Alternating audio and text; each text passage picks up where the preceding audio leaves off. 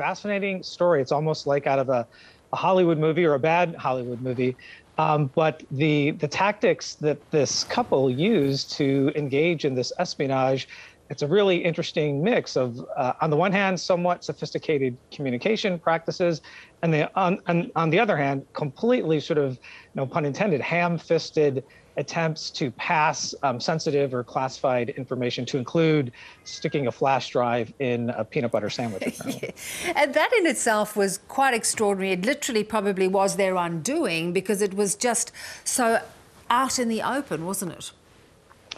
Right. So this couple apparently or allegedly thought that they were communicating with another foreign government, or the foreign government to whom they were trying to sell this information to.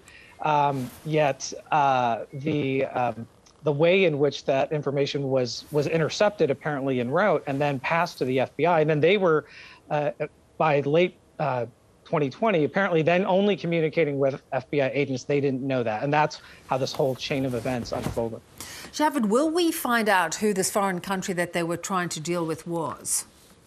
Yeah, that's a great question. And usually when the U.S. government charges Americans with espionage, almost always the hostile country that is on the receiving end of that information is named in the charging documents and the court documents. But for this, at least right now, that hasn't happened. So the generic foreign government, I mean, it raises all sorts of questions. Is it an adversary country to the United States, like a Russia or a China, or is it a friendly government? And just due to political sensitivities, the U.S. government right now is not willing to name them and trying to work out the diplomatic aspect of this quietly. The funny thing is, this technology is quite sophisticated. It's the heart of the recent deal between Australia, the US and the UK. Right, the naval propulsion information that apparently this, the man who was involved, who is the engineer for the US Navy, this was the information that he was trying to pass, again, to this unnamed foreign government. And this information is quite useful in the design of these nuclear-powered submarines. So he thought he had something valuable to give. What we don't know, though, is the reason for this attempted act of espionage. Was it purely financial? Was it ideological? Was there some other cultural affinity? We've seen that in other espionage cases where it's just someone's home country that sort of makes an American want to get involved. So lots of unanswered questions on motivation. Right? Yeah, and I'm sure that's exactly what the FBI or authorities, as they go through the courts with this, will want to find out. How common is this kind of thing, Javed?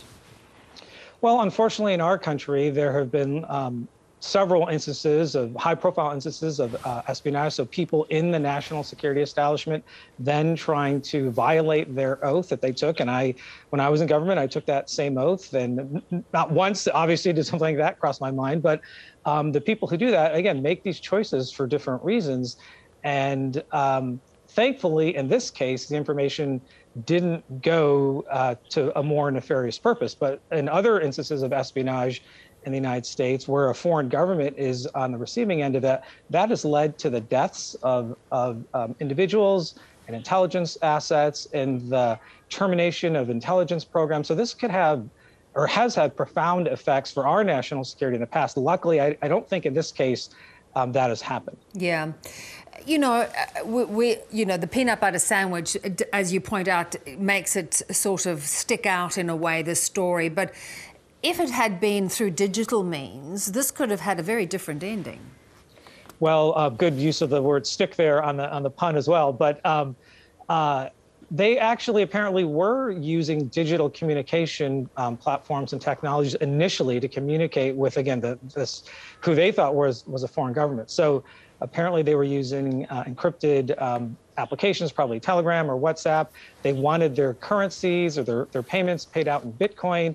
Yet, on the other hand, when it came to the physical transmission of this sensitive information, again, the peanut butter sandwich routine, other aspects that have come out, there was another instance where they tried to pass similar information, probably a flash drive or a memory stick and an empty gum wrapper. So on the one hand, sophisticated, on the other hand, completely amateur hour. Yeah. Javed, we really love having you on to give us that expertise that you have in this area. Thank you so much. Thank you.